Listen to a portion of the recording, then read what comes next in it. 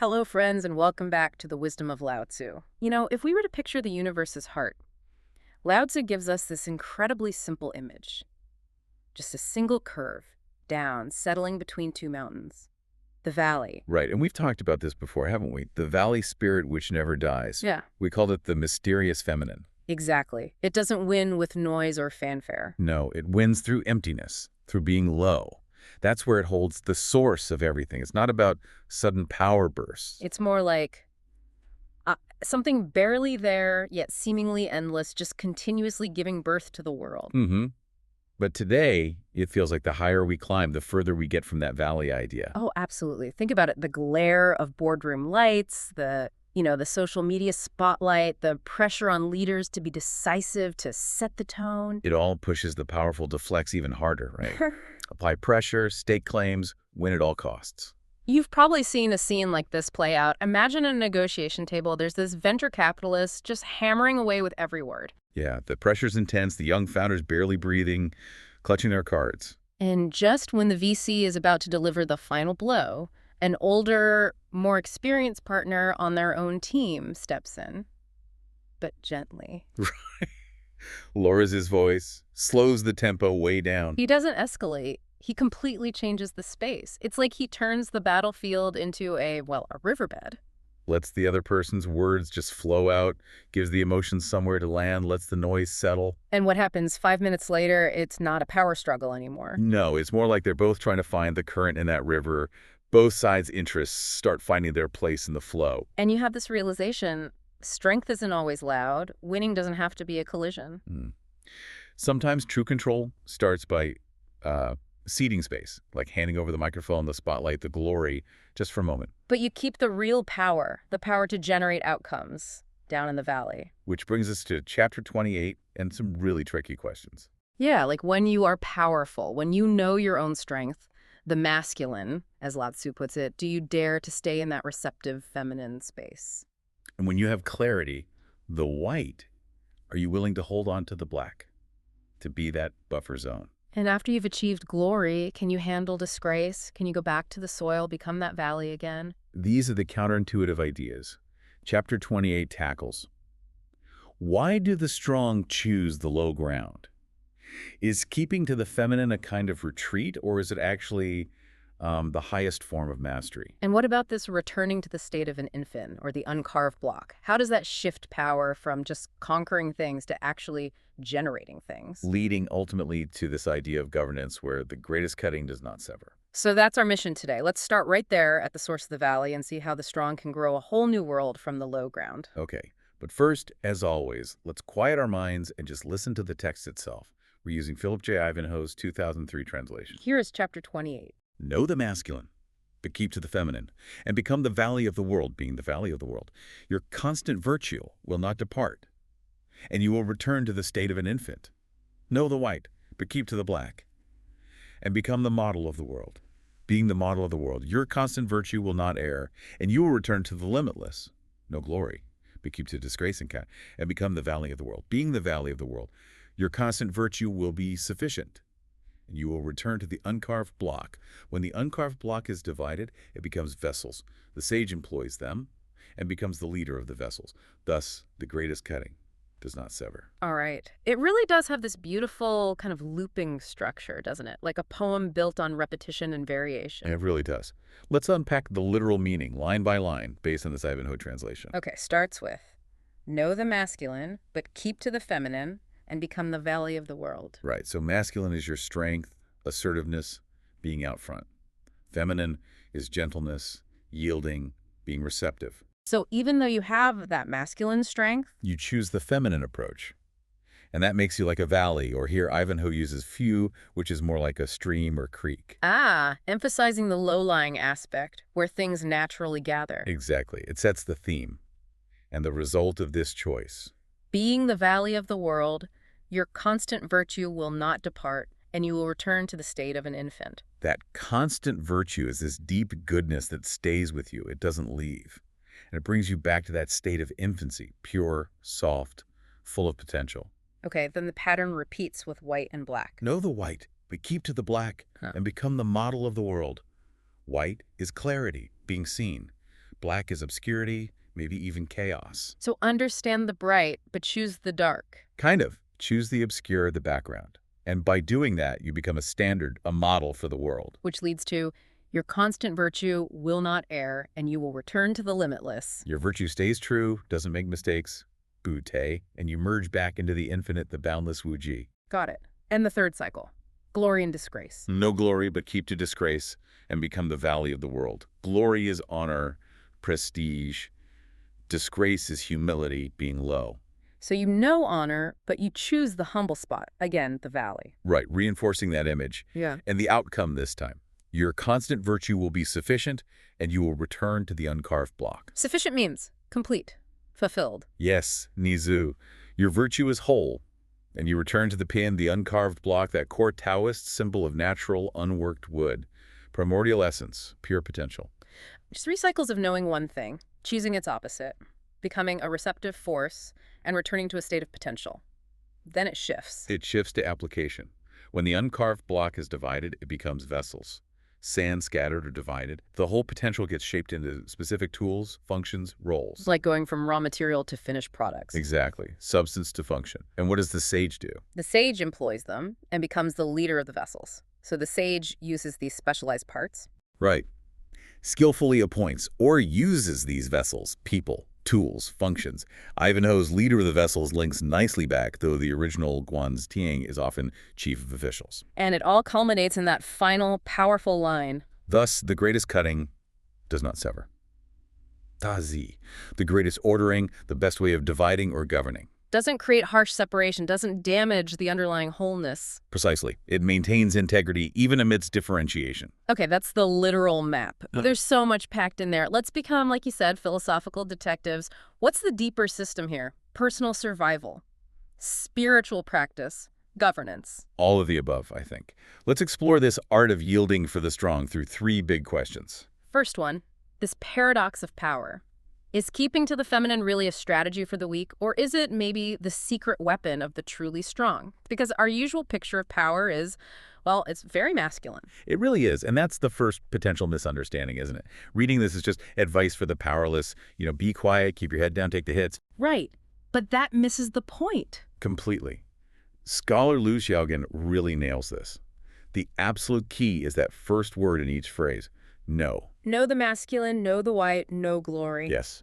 It implies you already possess that advantage. You have the strength, the clarity, the honor. This isn't advice for the person with no options. So it's an inner manual for people already at the top. Leaders, powerful figures. Exactly. The modern thinker Yan Fu said the lifeblood of the phrase is in the first half. Without knowing the masculine, keeping to the feminine is just, well, cowardice. Okay, so why would someone strong choose this path? It seems counterintuitive. Well, there are a few angles. Strategically, it's about securing a more fundamental, more lasting dominance. Wang Bi talked about knowing the front but keeping to the back, how you end up being put first by being last. Qin Gaiyan calls it outright mastery. It's a long game strategy. Yeah, it is. And energetically. Think about the valley again. Shen Gong said, by being gentle and humble, like that stream or valley, all things naturally flow to you. The lower you place yourself, the more you attract and hold. Okay, that makes sense. Less forcing, more drawing in. And then spiritually, it's a kind of discipline against our basic human urges. Su Che pointed out that we naturally seek the masculine, the white, the glorious. Sure, that feels natural. The sage's greatness, then, lies in knowing these urges, but consciously choosing not to act on them. That's how you eliminate delusion and contention. It's profound self-restraint. And when you put it like that, you start seeing echoes of this everywhere, even in history. Oh, absolutely. Think about Abraham Lincoln. His path of the presidency was anything but glorious for a long time. Yeah, defeats, insults. Right. Called a gorilla, a baboon. But did he get drawn into every petty fight? No. Because he knew the real glory he was aiming for, preserving the Union, ending slavery. The temporary disgrace was a conscious choice. It showed incredible grit, resilience, preserving his energy for the real battle. Exactly. And then there's maybe the ultimate example, Nelson Mandela. He absolutely knew glory as a leader. And then kept to disgrace, For 27 years in prison. 27 years.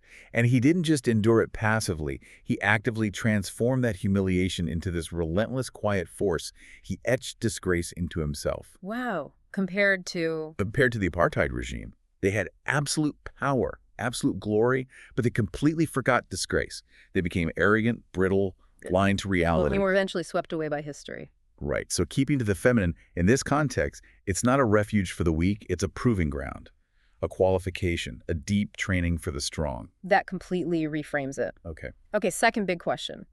Laozi keeps talking about returning. Returning to the infant, returning to limitless, returning to the uncarved block. We spend our lives growing up, gaining knowledge. Is he telling us to regress, to go back? That's the natural question, isn't it? But it's not really about going backward. It's more like climbing a ladder. The song scholar Suche mapped this out brilliantly. A ladder of the soul. Sort of. 3 steps. First, knowing the nature. This is your intellectual grasp. You understand why aggression is bad, so you consciously stop those competitive urges. You aim for that infant-like purity, harmless, accepting. But it's still theoretical, like on paper wisdom. Pretty much. The goal here is returning to the infant. The second step is seeing the nature. This isn't just knowing, it's seeing it for yourself. Direct, personal experience. A deeper level of A understanding. huge leap, actually. You start actively using the wisdom. You can see the whole picture, even from obscurity. Your usefulness becomes infinite. That's returning to the limitless. Okay. And the final step. Restoring the nature. This is the toughest. You've exhausted all delusions, as Suche put it. Even if you face disgrace, your heart is completely undisturbed. No regret, no ripple. This aims for returning to the uncarved block. It hits the ego right at its root. That sounds incredibly advanced. Yeah. So how does this relate back to the infant? Is the goal to become a baby again? Not quite. Another scholar, Zhan Jing, used this idea of negation of the negation, which I think clarifies it perfectly. Okay, pick that down. Stage 1, the thesis. The actual baby. It has unconscious harmony, right? Right. But its softness is fragile, like cotton. Okay, pure but weak. Stage 2, the antithesis. Most adults. We gain knowledge, power, experience the first negation of that infant state. Mm-hmm. But in doing so, we often lose the harmony, become rigid, anxious. Right. The complexities and stresses of life. Then stage 3, the synthesis. The sage who's attained the Tao. This is the second negation, or the negation of the negation. Meaning, after experiencing the world, after understanding the masculine, the white, the glory, the sage actively chooses the feminine, the black, the disgrace. They return to an infant-like state, but it's now conscious harmony. Okay. So it looks like the infant state, but it's fundamentally different. Completely different. Its softness isn't fragile cotton anymore. It's the softness of a Tai Chi master. Okay, I get that image. Looks slow, weak even. But it can overcome hardness, neutralize immense force. It's yielding power. So this return is clearly evolution, a rebirth, not regression at all. That makes so much more sense. It's not unlearning, it's integrating everything into a higher, simpler state. Precisely. Is finding that original, potent way of being after you've navigated the world's complexities. That's real growth. Fantastic. Okay, final section. What does this all mean for governing, for society? The greatest cutting does not sever. It sounds beautiful, but what does it actually mean? Is it anarchy? Or some kind of super advanced governance? Yeah, this is where the sublime, almost otherworldly wisdom gets translated into incredibly practical, this worldly strategy. And it ends with this stunning maxim of political philosophy. It starts with the uncarved block being divided into vessels. Right. The Penel, that pure whole state, the metaphor for the Tao. Professor Dadiene calls it returning to a realm where the great wholeness is not yet broken. But for society to function, you need specialization. That block has to be divided, carved into vessels, different roles, functions. It's the advance of civilization, but it also carries the risk of losing that original natural wholeness. So the inevitable question is, how does the sage handle this necessary scattering? What did the commentators say? Wang Bi said the sage follows the natural course of its scattering when setting up officials or systems. But the ultimate aim is always to cause the scattered to return to the one. Like a conductor bringing diverse instruments into harmony, the division serves a higher union. Beautiful analogy, yes. Okay. Suche used a gardener metaphor, pruning along the tree's natural grain, helping it grow healthily, not forcing it into some artificial shape. Okay, but who is the sage doing this? The ruler? Someone else? That's where things got really interesting. For centuries, everyone assumed the line, the sage employs the vessels, meant the sage was the supreme ruler, using these specialized people or functions. That seems logical. But then, in the 1970s, they discovered the Mawangdui silk manuscripts, much older versions of the text. And in that crucial line, a tiny character was missing. Which character? The character Z, which means them. The line just read, Shengrenyong. Okay, so what does the sage uses mean without an object? Well, scholars like D.C. Lau and Lu Xiaogan pointed out that in classical Chinese, without an object, that structure often implies the passive voice. Wait, so instead of the sage employs, it could mean the sage is used, or the sage is appointed. Exactly. It completely flips the script. The sage might not be the king on the throne, but rather a wise minister who is called upon to serve, not serving a king necessarily, but serving the natural development of things. Wow, that's a huge shift in perspective. So whether the sage is the ultimate ruler or a wise advisor, what's this final piece of wisdom? The great system does not sever. Daozi Bu Go, the great system or great cutting, is the most perfect way of ordering things. Does not sever means it doesn't artificially cut, harm, or tear apart the natural integrity of the whole. Like that Zhuangzi story you mentioned about drilling holes in chaos and killing him. Don't impose an artificial order that destroys the organic reality. That's a perfect illustration of severing. It's destructive intervention. Wang Bi saw not severing idealistically. The sage's no-self mind reflects the collective will, creating a harmonious system without coercion. Any other takes? See, Shangon was more practical. Yeah. Externally, it means governance that doesn't harm anything. Internally, it means regulating your own spirit, so your inner world isn't severed by conflicting desires. So it applies on multiple levels. Yes. There are even more ethereal interpretations, like Buddhist monks seeing it as non-discriminating wisdom, dissolving distinctions.